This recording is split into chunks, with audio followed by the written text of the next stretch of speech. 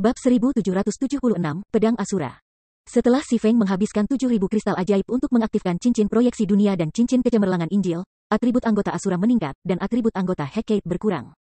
Perubahan itu segera mengurangi tekanan pada anggota Asura. Sekarang, anggota jarak jauh Asura mampu mengusir anggota jarak dekat Hecate dengan lebih mudah.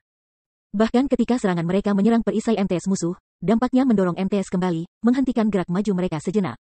Setelah satu putaran serangan dari anggota Asura yang berkisar, formasi ofensif MTS Hecate hancur. Ketika serangan putaran kedua turun, lebih dari 30 MT Hecate meninggal. Untuk sesaat, unit jarak dekat Hecate tidak dapat menutup jarak antara dirinya dan tim ekspedisi Asura. Hahaha, langkah komandan itu luar biasa. Dengan ini, bajingan ini bahkan tidak bisa berada dalam jangkauan jarak dekat kita. Petik 2. Anggota Asura yang mulai putus asa merasakan harapan mereka hidup kembali. Mereka mungkin dapat mengatasi serangan jarak jauh Hecate dengan memblokir dan menghindari, tetapi jika mereka membiarkan anggota jarak dekat Hecate mendekat dan pribadi, mereka pasti akan terikat. Jika mereka ditembaki terlalu lama, anggota jarak jauh Hecate akan bekerja dengan cepat dari mereka. Berkat proyeksi dunia dan Ring of Brilliance, kemajuan Asura telah meningkat pesat. Sekarang, dengan pengecualian pemain Tier 2 Hecate, anggota Asura tetap bertahan terhadap serangan yang masuk. Pemain Tier 1 Hecate tidak dapat lagi menghancurkan formasi mereka. Sementara itu, Si Feng, yang membuka jalur untuk timnya, seperti mesin pembunuh. Meskipun Si Feng hanya maju seperempat jalan melalui blokade Hecate, lebih dari 400 pemain tewas karena pedangnya. Selain itu, Demon Tier 3 Si Feng mengganggu formasi Hecate dari waktu ke waktu. Hal ini mencegah anggota Hecate memperlambat Si Feng, dan anggota Hecate hanya bisa menonton ketika Si Feng membuat jalan melalui peringkat mereka. Bilah, pergi, hentikan dia dengan burung nasar. Kita tidak boleh membiarkan orang-orang ini pergi, kata Coldbrew, menggertakkan giginya ketika dia menyaksikan Si Feng membajak pasukan Hecate tanpa halangan. Si Feng memainkan peran penting dalam pertempuran ini. Jika dia tidak membuat lubang di pengepungan mereka, anggota Asura tidak akan memiliki kesempatan untuk menerobos. Selain itu, terlalu banyak anggota Hecate meninggal di tangan Si Feng. Si Feng hanya meninggalkan mayat di belakangnya. Jika mereka tidak mengeluarkan orang itu dari pertempuran sekarang, mereka akan menderita kerugian besar. Paham, Bloodhand, yang bersembunyi tak jauh dari tim ekspedisi Asura, menjawab melalui obrolan tim. Dia kemudian memimpin 6 asasin di sekitarnya dan menyelinap ke arah Si Feng. The Vultures adalah pihak Assassins Hecate yang secara khusus dipupuk untuk menghilangkan tokoh-tokoh penting di persekutuan besar lainnya.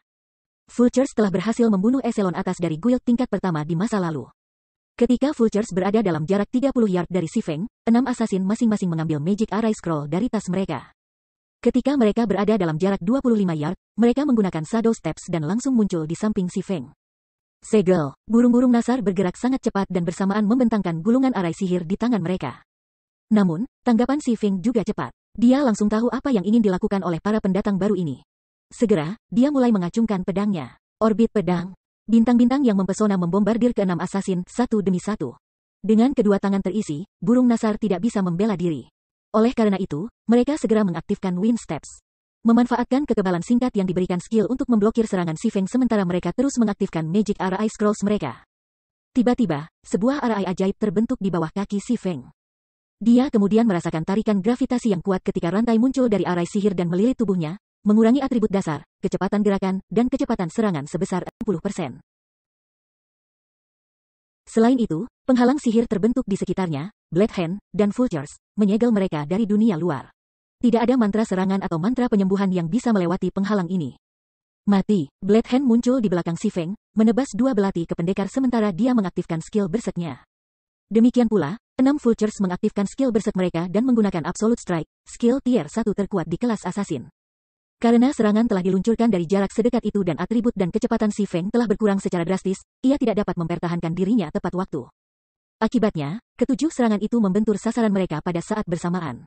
Komandan, kecemasan dan kekhawatiran membanjiri Yan Ya saat dia menyaksikan Si Feng mengambil hit. Menghadapi satu asasin tier 2 dan 6 asasin tier 1 dengan skill berserk yang diaktifkan, bahkan Si Feng, yang telah mengaktifkan Heavenly Dragon Power, kemungkinan akan jatuh. Dia akhirnya mati. Coldbrew tidak bisa menahan nafas lega ketika dia melihat serangan menyerang Si Feng. Dengan Si Feng mati, anggota Asura yang tersisa adalah ikan di talenan. Selain itu, fakta bahwa mereka telah membunuh Si Feng, komandan tim petualang Asura, sedikit banyak membenarkan jumlah korban yang mereka derita. Namun, tidak seperti Coldbrew, Vultures dan Bloodhand, yang berada di dalam arai sihir, tidak mengekspresikan kegembiraan maupun kelegaan. Sebaliknya, mereka menatap Si Feng dengan ekspresi suram.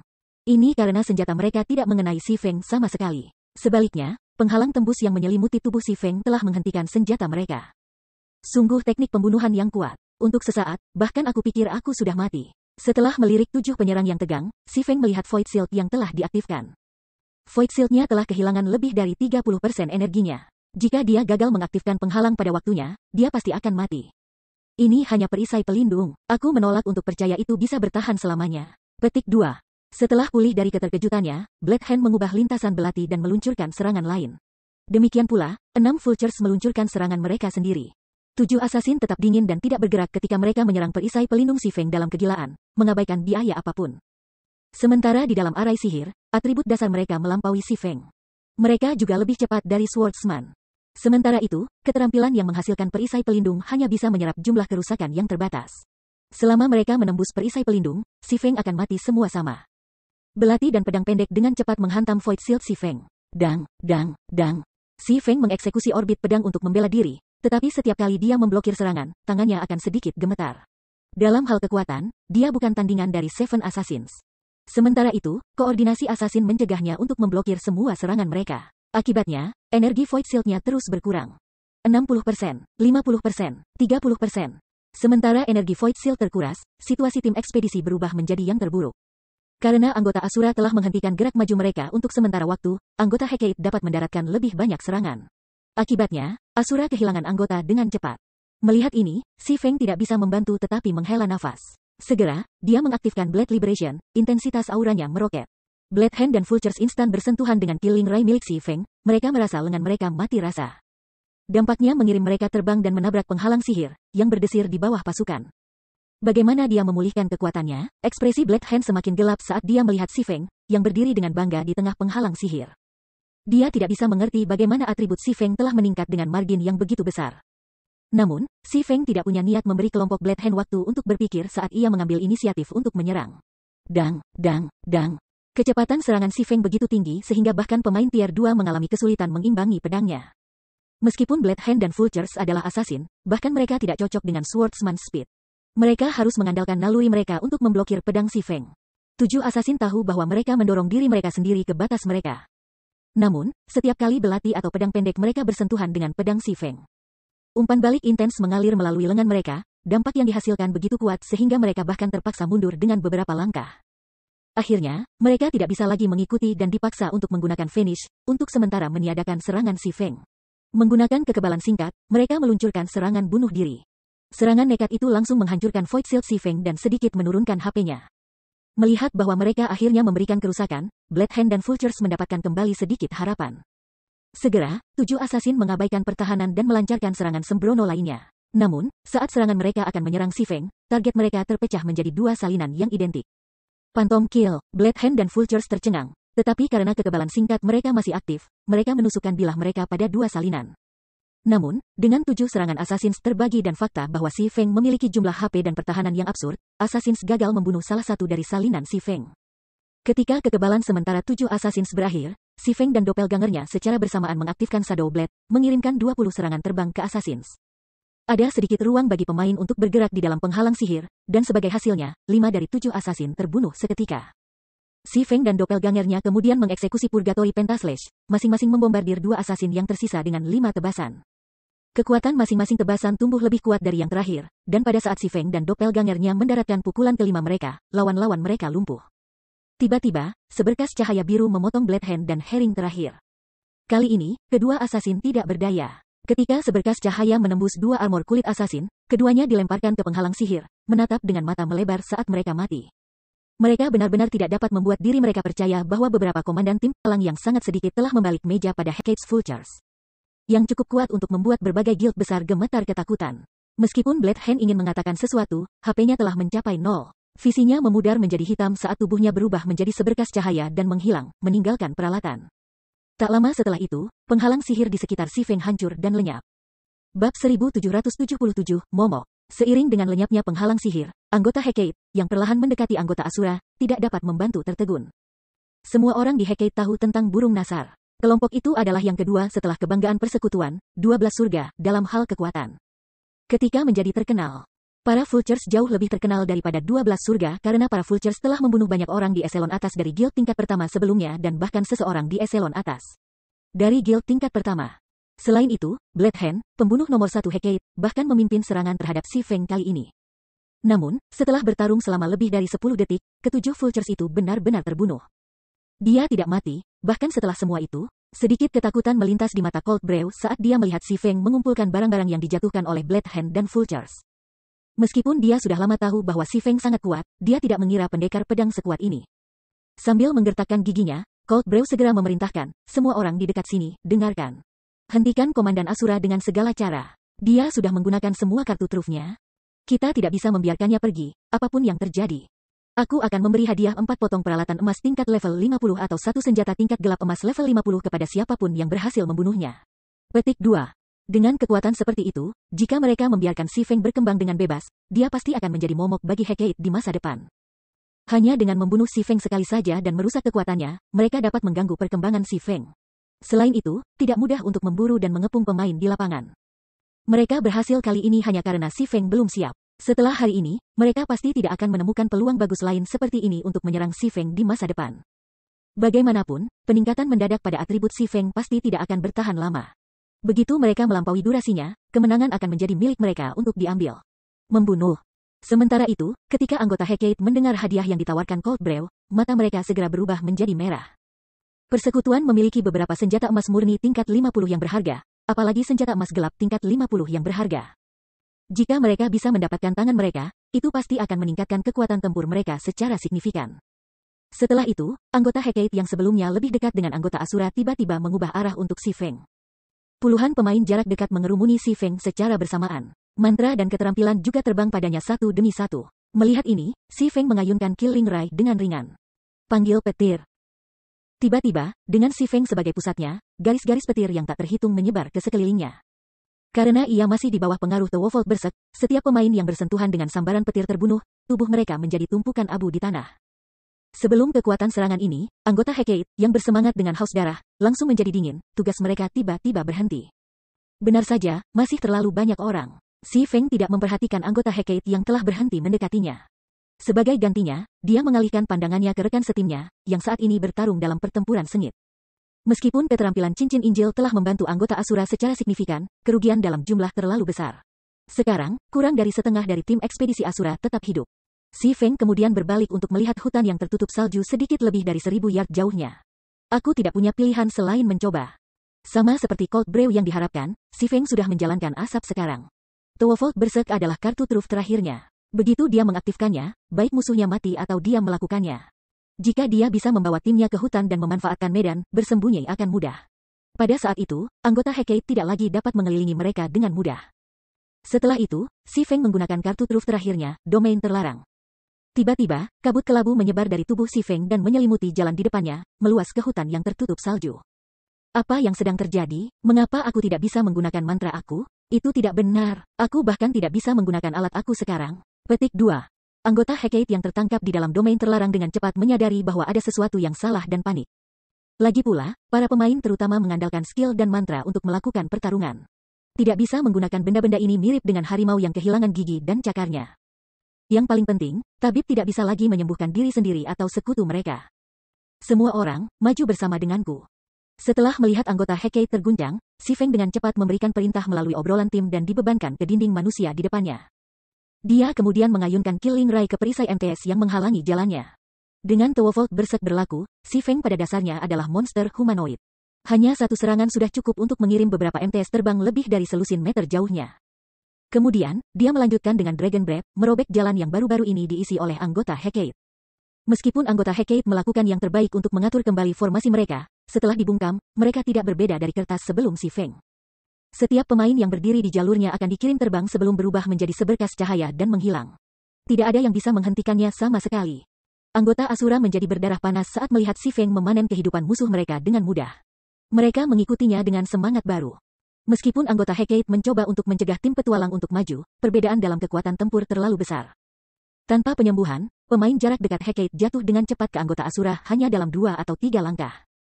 Pada akhirnya, para pemain guild hanya bisa menyaksikan sisa-sisa tim ekspedisi Asura memasuki hutan yang tertutup salju. Bos Brew, anggota Asura telah melarikan diri ke hutan. Haruskah kita terus mengejar? Tanya seorang level 54 ranger ketika dia melihat hutan di dekatnya. Tidak, kami mundur. Medan di dalam hutan terlalu rumit. Meluncurkan pencarian akan terlalu sulit. Kita bahkan mungkin akan disergap oleh mereka jika kita menyerang dengan gegabah, kata Cold Brew, menggelengkan kepalanya. Dia kemudian mengirim pandangan tajam ke hutan yang telah dilewati Si Feng saat dia berkata, kami punya banyak waktu untuk berurusan dengan mereka di masa depan.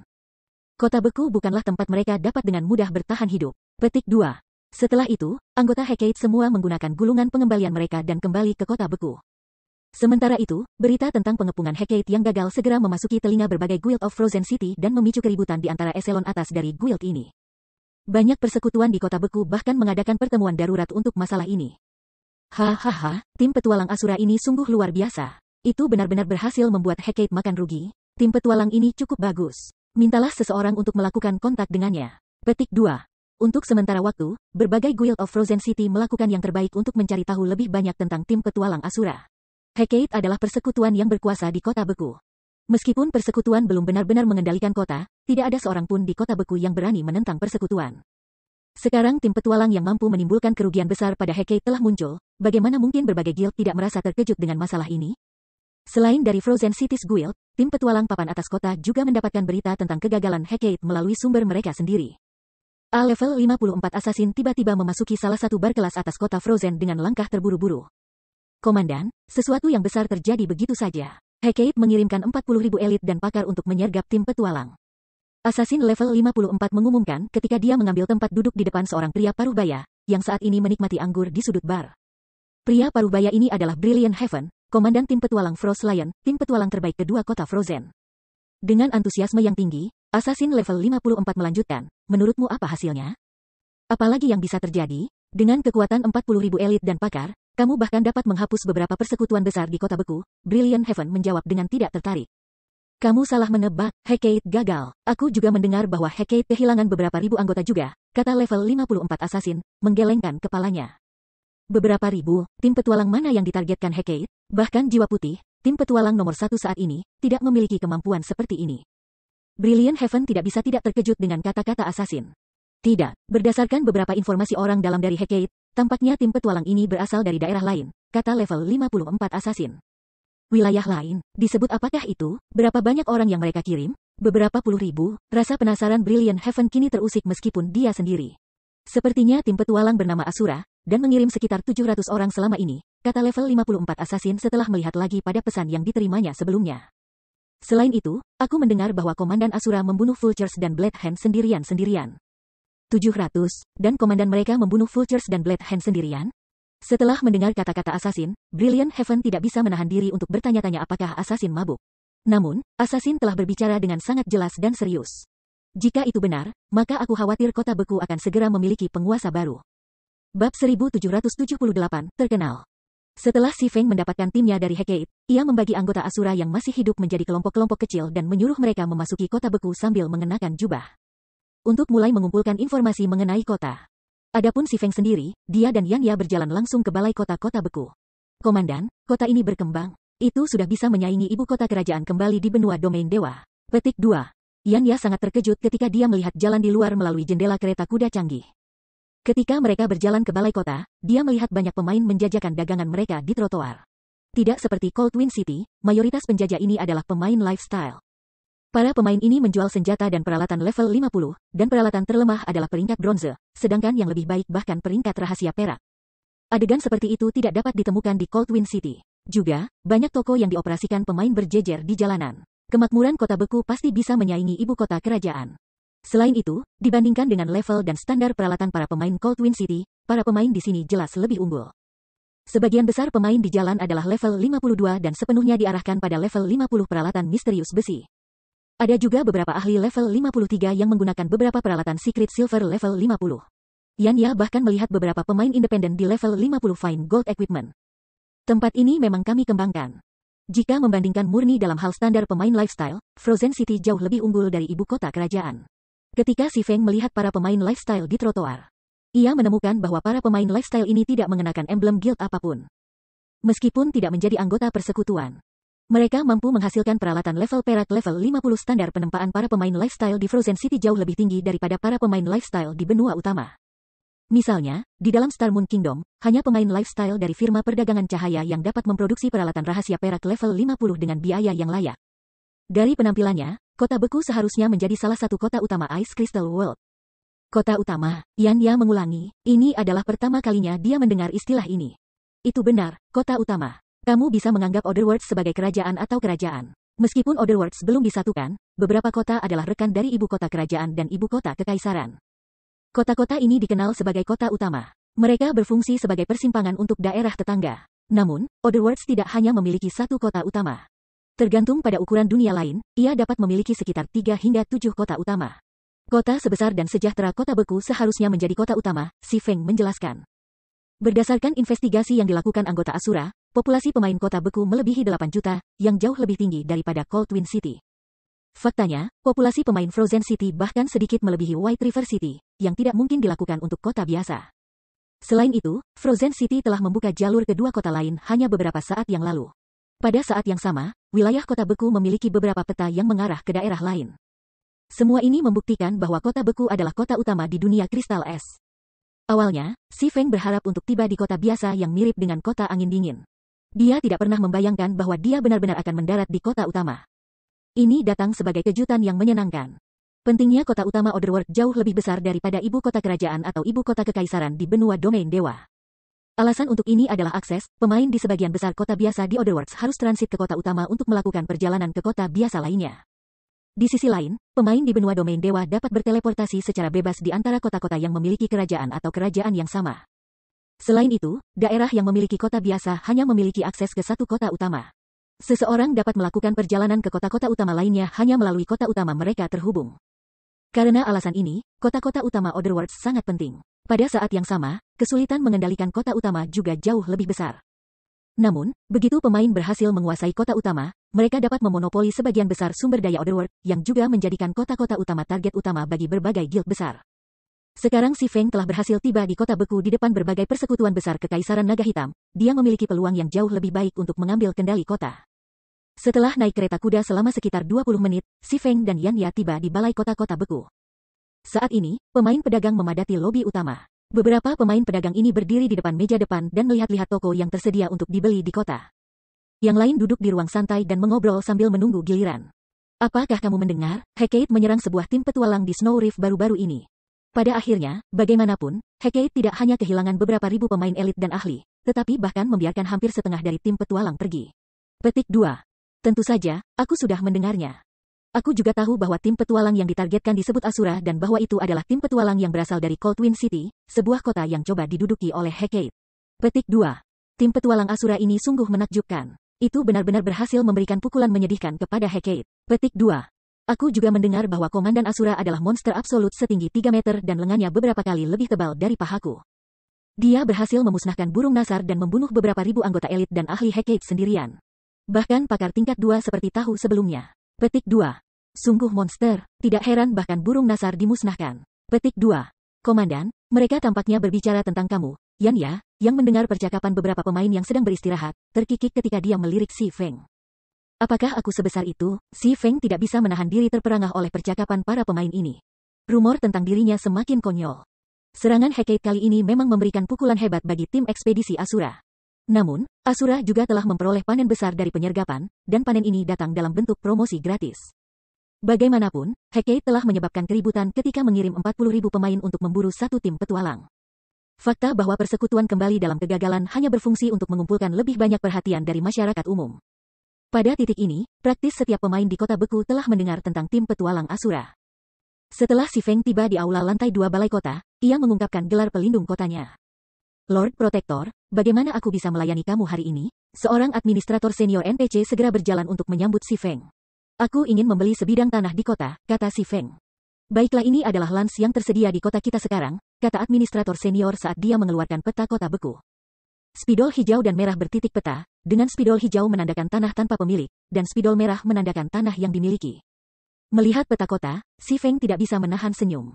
Benar saja, tanah di sekitar jalan itu masih belum tersentuh, pikir Si Feng sambil memandang bagian kota yang semuanya hijau. Diberi label distrik kota tua, bagian ini terletak di luar kota, dan tampaknya tidak ada yang tertarik untuk membeli tanah di sana. Setelah sekian lama sejak diluncurkannya domain dewa, kota-kota penting NPC, baik di benua utama domain dewa atau di dunia lain, telah dibeli oleh berbagai guild.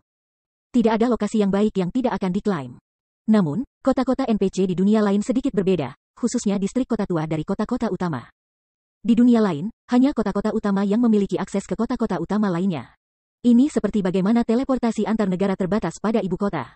Para pemain perlu melakukan perjalanan ke ibu kota untuk berteleportasi ke negara lain. Namun, cara akses ini diperoleh bukan dengan membuka jalur di peta tertentu tetapi dengan mengaktifkan rute udara antar kota. Setelah rute udara diaktifkan, pemain kemudian bisa naik kapal terbang dari satu kota utama ke kota lain.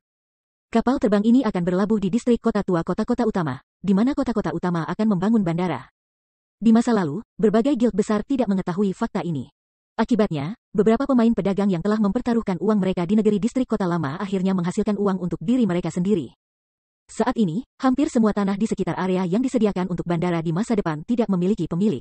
Ini adalah peluang bisnis besar bagi Si Feng. Tuan Pelindung, bolehkah aku tahu sebidang tanah yang ingin kamu beli? Aku juga dapat memberi kamu pengenalan rinci tentang tanah yang tersedia di sini. Administrator senior bertanya ketika dia melihat Si Feng tetap tidak responsif selama beberapa waktu.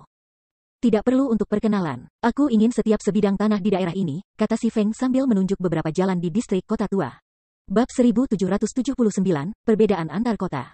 Semuanya, administrator senior NPC tidak bisa membantu tetapi bertanya, terperangah. Tuan Pelindung, ada total 14 bidang tanah di jalan-jalan ini. Kamu yakin ingin semuanya? Petik 2. Bahkan Yan Yang menatap Si Feng dengan heran, rahangnya jatuh. Dia benar-benar tidak bisa memahami apa yang sedang berusaha dilakukan Si Feng. Meskipun tanah di distrik kota lama jauh lebih murah daripada tanah di distrik pusat, membeli semua 14 bidang tanah masih membutuhkan banyak uang. Selain itu, distrik kota tua berada di daerah terpencil kota. Bahkan sekarang, tidak ada yang mau repot-repot membeli tanah itu. Orang bisa dengan mudah melihat betapa buruknya lokasi itu. Menemukan penyewa saja tidak mungkin. Betul, aku ingin semuanya. Si Feng mengangguk. Baiklah, total untuk 14 bidang tanah mencapai 31.500 emas. Setelah memastikan bahwa Si Feng ingin membeli tanah distrik kota tua, administrator senior dengan bersemangat menghitung harga total dan menyerahkan daftar Si Feng. Meneliti daftar ini, Si Feng memperhatikan bahwa plot termurah harganya lebih dari 2.000 emas. Tanah ini sedikit lebih mahal daripada yang ada di pinggiran ibu kota kerajaan. Namun, begitu rute udara antara kota-kota utama dibuka untuk umum, lans ini akan menjadi puluhan kali lebih berharga. Bahkan jika dia tidak memiliki kegunaan untuk tanah ini, dia bisa menyewakannya dan menghasilkan uang. Secara alami, dia tidak bisa melewatkan kesempatan untuk membeli tanah ini. Setelah memastikan semuanya beres, Si Feng menyelesaikan pembayaran. Pada tahap ini permainan, 31.500 emas adalah jumlah besar bahkan untuk guild kelas 1. Bagi Si Feng, jumlah ini tidak ada artinya. Si Feng sudah mengirim Soliter 9 dengan bahan langka, yang dikumpulkan oleh tim petualang Asura dan Adventurer, ke perusahaan perdagangan cahaya lilin. Sekembalinya, Solitary 9 telah membawa kembali banyak barang dari Candlelight, seperti stamina ramuan, ice armor kits, dan barang-barang lain yang tidak dapat ditemukan di Coldwind City untuk dijual atau disiapkan untuk perdagangan untuk Adventurer Alliance. Pemain Coldwind City lebih suka membeli barang mereka dengan koin daripada menukar barang langka dengan barang. Karenanya, dia telah mendapatkan cukup banyak koin baru-baru ini. Sejauh ini, Soliter 9 telah melakukan 2 perjalanan ke kota Sungai Putih. Perjalanan pertamanya telah menjaringkan mereka lebih dari 20.000 emas. Pada perjalanan keduanya, yang telah beberapa hari kemudian, Candlelight jauh lebih siap karena telah memperoleh stok besar bahan langka. Akibatnya, item Soliter 9 telah kembali ke kota angin dingin dengan pada perjalanan keduanya telah menjaringkan mereka lebih dari 60.000 emas dalam laba. Sekarang, kantong Si Feng penuh dengan koin. Sangat disayangkan Asura dan Zero Wing tidak mampu melakukan pengiriman seperti itu setiap hari. Bagaimanapun, hanya ada begitu banyak pemain di Coldwind City. Ada batas selera pasar. Menurut perkiraan Si Feng, akan dibutuhkan para pemain kota setidaknya 4 hingga 5 hari untuk mencerna semua item. Dengan kata lain, dia hanya bisa mendapatkan kekayaan sekali setiap 4 atau 5 hari. Sebelum Si Feng meninggalkan Coldwind City, dia telah menghabiskan 10.000 emas untuk pembangunan gerbang teleportasi. Dia juga meninggalkan 10.000 emas di belakang untuk pengembangan Asura dan Adventurer Alliance. Dia masih memiliki lebih dari 60.000 emas di tangan. Namun, sementara 60.000 emas mungkin tampak signifikan, itu tidak cukup bagi Si Feng untuk mencapai apapun. Dia membutuhkan lebih banyak daripada jumlah kecil ini. Selain dari perkembangan Coldwind City, Si Feng bertanggung jawab atas biaya pengembangan Guild Brand Zero Wing, Dollar Ilverwing Town, dan Lost Town di Boneles Land. Yang semuanya membutuhkan jumlah besar dana. Ini terutama berlaku untuk Silverwing Town dan Lost Town. Kota Silverwing terletak di samping reruntuhan Divine Primordial yang terhubung ke kota Primordial. Itu adalah lokasi yang strategis yang dapat secara konstan membawa teknik dan sumber daya tempur, yang dapat membantu pemain dalam quest promotion mereka. Adapun kota hilang, itu adalah tanah suci yang bisa membantu pemain memahami Realms of Truth. Itu akan membantu Zero Wing memelihara para ahli yang tak terhitung jumlahnya untuk masa depan. Kedua kota ini adalah fondasi yang diperlukan untuk Zero Wing untuk menjadi Super Guild, dan mereka perlu dibentengi sesegera mungkin. Kalau tidak, begitu berbagai negara adidaya menyadari nilai kedua kota ini, mereka akan melakukan apa saja untuk mencuri mereka dari Zero Wing. Ini juga mengapa Si Feng tidak memberitahu siapapun tentang kota yang hilang. Dengan seberapa besar Zero Wing tumbuh, ada banyak mata-mata di dalam guild. Risiko bocornya informasi terlalu besar di domain dewa, yang kuat memangsa yang lemah. Jika berbagai negara adidaya menemukan kemampuan kota hilang, kekuatan Zero Wing saat ini tidak akan cukup untuk mempertahankan kota dari cengkeraman banyak negara adidaya. Sangat penting bahwa Si Feng membentengi kedua kota sesegera mungkin, dan cara tercepat untuk melakukannya diperlukan pengeluaran uang untuk menghasilkan lebih banyak lagi. Membeli 14 bidang tanah ini adalah langkah pertama rencananya. Setelah membeli 14 bidang tanah ini, Si Feng memilih yang terbesar dan menghabiskan 3.000 emas untuk membangun tempat tinggal petualang yang mewah. Yang akan berfungsi sebagai pangkalan Asura di kota ini. Dia kemudian memilih 5 bidang tanah dan menghabiskan total 5.000 emas untuk membangun toko-toko kelas atas. Si Feng bermaksud menggunakan toko-toko ini sebagai gudang sementara. Frozen City memiliki lebih banyak pemain residensial daripada Cold Wind City. Dan sumber daya yang dimiliki para pemain ini pastinya lebih unggul daripada yang ada di Cold Wind City baik dari segi kuantitas maupun kualitas. Setelah melakukan persiapan yang diperlukan, Si Feng pergi ke forum resmi kota Frozen dan menerbitkan sebuah pos sebagai komandan tim petualang Asura. Adventurer Alliance saat ini merekrut di Frozen City. Kami menawarkan manfaat luar biasa tanpa batasan. Pemain yang kuat dan cakap bahkan dapat bergabung dengan tim petualang Asura secara langsung. Saat posting ini dipublikasikan, banyak pemain yang tertarik dengan tim petualang Asura mengkliknya karena penasaran. Luar biasa, sungguh luar biasa. Petik 2. Apa, kita bahkan bisa membeli peralatan set Fine Gold level 50? Petik 2. Cepat, lihat, kami benar-benar dapat membeli teknik tempur di aliansi petualang. Ada juga batu permata tahan es di antara barang yang bisa ditukar. Petik 2. Tim petualang Asura ini terlalu murah hati. Apakah Asura berencana untuk mengumpulkan kekuatan untuk perang melawan Hecate? Petik 2. Apakah ini nyata? Jika itu benar, aku akan bergabung dengan Adventurer Alliance segera. Magic Light Set, aku datang. Pos Si Feng telah mengunggah berisi informasi yang memperkenalkan manfaat Adventurer Alliance. Untuk menarik lebih banyak pemain untuk bergabung, dia bahkan menggunakan set lampu ajaib dan teknik bertarung sebagai umpan. Tentu saja, tidak hanya item seperti Magic Light Set membutuhkan sejumlah besar poin Adventurer Alliance, tetapi mereka juga membutuhkan jumlah bunga pembasmi jiwa yang cukup. Tak lama setelah jabatan Si Feng ditayangkan, para pemain independen di seluruh kota beku menjadi gempar. Setiap pemain independen ini bergegas menuju Asura's Residence. Meskipun mayoritas dari mereka tidak memiliki jiwa melarutkan jiwa, mereka masih penasaran untuk mengetahui apakah klaim tim petualang Asura itu benar. Ingin mengkonfirmasi situasi dengan mata mereka sendiri. Bahkan sebelum 10 menit berlalu, lebih dari 10.000 pemain independen telah berkerumun di sekitar Asura's Residence, berusaha untuk bergabung dengan Adventurer Alliance. Mereka mengemasi jalan di luar residence, memaksa anggota Asura untuk meningkatkan dan menjaga ketertiban. Ketika para pemain independen Frozen City bergabung dengan Adventurer Alliance dan melihat daftar pertukaran di lobi utama, mereka sangat gembira. Set lampu ajaib ada di daftar, seperti yang dijanjikan, dan sebenarnya ada 3 yang tersedia. Setelah mendapatkan Magic Light Set, para pemain independen di lobi memalingkan mata merah mereka ke arah Ice Resistance Gemstones yang meningkatkan Ice Resistance seseorang sebesar 5 poin. Mereka segera mulai menawar batu permata. Frozen City memiliki sumber daya yang jauh lebih banyak daripada Cold Wind City, terutama ketika datang ke Magic Crystals. Ini karena Frozen City memiliki Asura mode regional dungeon di wilayahnya. Para pemain dapat mengunjungi ruang bawah tanah regional untuk memanen kristal sihir yang mereka butuhkan. Karenanya, para pemain Frozen City memiliki sihir kristal yang sedikit lebih banyak dalam kepemilikan mereka daripada para pemain Cold Wind City. Sangat cepat, harga untuk batu permata tahan es melonjak hingga 7 kristal sihir, bahkan ada yang mencapai 8. Kristal ajaib. Kira-kira 30 menit kemudian, 5.000 batu permata 5 poin yang dibawa Si Feng dari Cold Wind City telah terjual habis. Nafsu makan kota beku untuk batu permata tahan es jauh lebih kuat dari kota angin dingin. Penjualan itu juga menghasilkan Si Feng lebih dari 35.700 kristal ajaib. Menyadari bahwa permintaan untuk batu permata sangat tinggi di sini, Si Feng memposting 10.000 batu permata 6 poin untuk dijual juga, dengan harga minimum ditetapkan pada 7 kristal-kristal. Namun, alih-alih menjual batch 1.000 sekaligus, seperti yang dia lakukan sebelumnya, dia hanya menjual batu permata 6 poin dalam batch 200 dan 300. Yang mengejutkan Si Feng, ketiga set lampu ajaib telah terjual sekitar 3 jam setelah ia mendirikan Adventurer Alliance di kota beku, menjaringkan dia 18 bunga jiwa melarutkan. Terlepas dari semua upayanya untuk mengumpulkan bunga melarutkan jiwa di kota angin dingin, ia hanya mengumpulkan 6 tangkai. Namun ia telah mendapatkan 18 tangkai hanya 3 jam setelah tiba di kota beku. Perbedaan antara kedua kota itu lebih besar dari yang dia bayangkan. Meskipun set lampu ajaib kemungkinan telah dibeli oleh pemain dari guild besar, berpotensi menambah kekuatan guild ini, Si Feng tidak peduli. Setelah semua, ia akhirnya mengamankan 20 bunga jiwa melarutkan. Setelah Si Feng menarik 18 bunga melarutkan jiwa dari gudang Asura, ia hampir kehilangan dirinya sendiri karena kegembiraannya dan mengklik untuk menghilangkan kutukan di tangan bertuah. Untungnya, ia berhasil menekan kegembiraannya dan menemukan kamar pribadi di residence. Hanya setelah memastikan bahwa dia sendirian, dia mengambil tangan kristal dari tasnya. Sistem, telah terdeteksi bahwa kamu memiliki 20 bunga jiwa melarutkan. Apakah kamu ingin menghapus kutukan di tangan filsuf?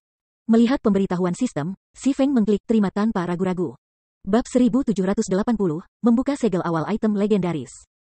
Si Feng yang instan memilih untuk menghilangkan kutukan, kristal, tangan kerangka melepaskan cahaya keunguan keemasan yang menerangi seluruh ruangan. Kepadatan mana di ruangan itu juga mulai naik dengan kecepatan tinggi. Luar biasa. Jadi, ini kekuatan tangan filsuf? Si Feng belum pernah tenang sebelumnya ketika kabut putih mengelilinginya. Tak lama setelah itu, mana yang berubah kabut berangsur-angsur berbentuk cair. Bola dunia liquid mana kemudian terbentuk di hadapan Si Feng.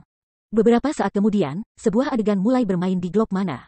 Rekaman itu menunjukkan sebuah dunia diselimuti api. Langit dunia tertutup awan tebal dan gelap, dan dari waktu ke waktu, menara api akan naik ke langit. Sementara itu, api putih menari-nari di atas magma putih panas yang mengalir di pusat dunia ini. Nyala api begitu panas sehingga mereka bahkan menyimpangkan ruang di sekitar mereka. Namun, Si Feng samar-samar bisa melihat gerbang raksasa di tengah api putih panas. Selain itu, sosok merah besar mondar-mandir di dalam api. Sosok itu memegang trisula yang tampaknya adalah penguasa api di sekitarnya.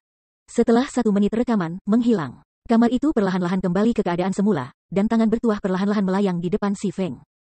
Namun, item itu sekarang didekorasi dengan ukiran ilahi. Atribut The Philosopher's Hand juga telah mengalami perubahan signifikan. Tangan filsuf terkutuklah, item peringkat legendaris. Ketika pencipta tangan bertuah gagal untuk menyelesaikan keinginannya sebelum kematian, jiwa pencipta telah melekatkan dirinya pada tangan bertuah dan mengutuknya untuk kehilangan semua kekuatannya. Karena jiwa melarutkan jiwa telah digunakan di tangan filsuf, jiwa pencipta telah menerima bimbingan jiwa. Akibatnya, kutukan sedikit melemah. Keterampilan tambahan Philosopher's Soul menawarkan panduan pemain selama 1 jam saat membuat item. Cooldown, 3 jam. Keterampilan yang luar biasa. Aku hanya menghilangkan sebagian kutukan itu, namun tangan filsuf telah memperoleh keterampilan yang menantang surga. Tidak heran mengapa itu dikenal sebagai harta alkimia. Si Feng heran ketika dia melihat panel atribut yang diperbarui. Kemungkinan besar, efek jiwa filsuf dapat menyaingi bahkan nilai ramuan meditasi. Namun, bahan yang dibutuhkan untuk menghasilkan ramuan meditasi sangat berharga, dan ramuan itu sendiri tidak mungkin diproduksi secara massal. Philosopher's Soul, di sisi lain, adalah skill yang dapat digunakan tanpa batas waktu. Meskipun skill hanya bisa digunakan untuk membantu pemain lifestyle membuat barang, bukan untuk mempelajari teknik bertarung seperti ramuan meditasi, itu masih merupakan sumber daya yang berharga. Jika publik menemukan skill ini, guild sepanjang game akan memburu Si Feng untuk mencurinya. Dalam Guts Domain, pemain harus menemukan item yang melibatkan proses coba-coba untuk menjadi master gaya hidup. Butuh waktu yang sangat lama bagi pemain lifestyle untuk mencapai peringkat master. Namun, jika seseorang memiliki panduan, 10 penemuan item akan menjadi lebih mudah. Ini akan membantu para pemain lifestyle, yang hanya selangkah lagi dari menjadi seorang master, melewati ambang batas akhir. Setelah hanya melarutkan sebagian kutukan di tangan bertuah, itu menawarkan keterampilan yang sangat kuat. Tidak heran mengapa Kingdom Sword telah mengembangkan perusahaan dagangnya ke garis depan kekaisaran malam gelap dalam waktu singkat. Bagaimanapun, master gaya hidup adalah kekuatan kompetitif inti dari sebuah perusahaan perdagangan. Hasil ini membuat Si Feng semakin bersemangat untuk menyelesaikan quest storyline utama yang diberi peringkat epik ini dan mendapatkan tangan filsuf yang lengkap. Namun, lokasi hutan dunia adalah masalah besar. Saat Si Feng mengingat adegan bola mana ditampilkan, mengerutkan kening. Pemain saat ini mungkin tidak terbiasa dengan dunia yang menyala dan akan membutuhkan waktu yang sangat lama untuk menemukannya, tetapi saat Si Feng, yang sangat akrab dengan domain dewa, telah menaruh perhatian pada dunia api, monster merah tua, dan Trisula memegangnya, dia tahu di mana itu. Lembah Iblis Api, itu adalah peta netral yang merupakan rumah bagi Flame Demons, monster raksasa dalam rekaman itu, pada kenyataannya, Flame Demon King, final boss Flame Demons Valley. Karena lembah Iblis Api kaya akan kristal-kristal ajaib dan sumber api biji, lembah itu telah sangat diperebutkan oleh berbagai guild besar di masa lalu. Flame Demon King, khususnya, adalah salah satu dari sedikit bos dunia yang tersedia di tahap permainan ini. Pembunuhan pertama Flame Demon King menghadiahkan item legendaris dan pesanan promosi guild residence. Akibatnya, berbagai negara adidaya milik domain telah mengirimkan pasukan besar untuk menggerebeknya. Sayangnya, setiap guild yang telah mencoba untuk menyerang World Boss telah kembali dengan gagal. Flame Demon King hanya menjadi level 83 saat itu, anggota tim ekspedisi berbagai negara adidaya, rata-rata telah melebihi level 80.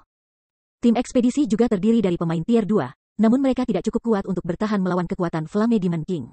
Setiap tim ekspedisi telah dimusnahkan. Hanya setelah pemain mencapai level 100 dan memperoleh kelas tier 3 mereka, mereka akhirnya mengalahkan Raja Iblis Api. Sementara itu, alasan utama mengapa pemain level 80+ gagal mengalahkan Raja Iblis adalah lingkungan Flame Demons Valley yang kuat. Daerah yang diduduki Raja Iblis Api begitu panas sehingga para pemain akan dengan cepat kehilangan HP bahkan dalam peralatan fire resistance penuh dan dengan ramuan pemadam kebakaran tingkat lanjut. Ketika sebuah tim melawan Flame Demon King, tabib tim terus-menerus harus menyembuhkan setiap anggota tim mereka. Orang bisa dengan mudah membayangkan hasil dari pertarungan yang tidak menguntungkan seperti itu. Namun, tidak hanya pemain atribut dasar dan fisik akan meningkat secara signifikan setelah mencapai tier 3, tetapi resistansi mereka juga akan mengalami transformasi kualitatif. Ini juga perbedaan terbesar antara pemain tier 2 dan tier 3. Inilah sebabnya mengapa pemain bisa mengalahkan bos ini setelah mencapai tier 3. Meskipun tujuan Si Feng hanya terdiri dari bepergian ke hutan dunia dan mengaktifkan gerbang dunia, tidak membunuh Raja Iblis Api, api yang membakar daerah itu bukanlah masalah yang menertawakan. Bahkan jika dia mengkonsumsi ramuan tahan api tingkat lanjut, dia tidak akan bertahan lebih dari 20 detik di lingkungan yang parah tanpa penyembuh. Selain itu, Flame Demon King tidak akan hanya duduk dan menyaksikannya mendekati gerbang dunia. Jika dia memperhitungkan gangguan Flame Demon King, dia tidak akan bertahan selama lebih dari beberapa detik. Lalu, bagaimana dia bisa mengaktifkan gerbang dunia? Tampaknya aku harus menemukan cara untuk meningkatkan resistensi api aku. Tidak peduli bagaimana Si Feng memikirkannya, satu-satunya cara dia bisa mengaktifkan gerbang dunia dan menyelesaikan pencariannya sesegera mungkin adalah untuk meningkatkan fire resistance-nya. Selain itu, hanya meningkatkan fire resistance-nya tidak akan berhasil. Dia perlu membantu meningkatkan pemain yang cukup untuk membentuk tim 20 orang setidaknya. Kalau tidak, dia tidak akan mencapai apapun bahkan jika dia kebal terhadap panas peta dengan Flame Demon King melecehkannya. Dia membutuhkan orang lain untuk mengalihkan Flame Demon King sementara dia mengaktifkan gerbang dunia.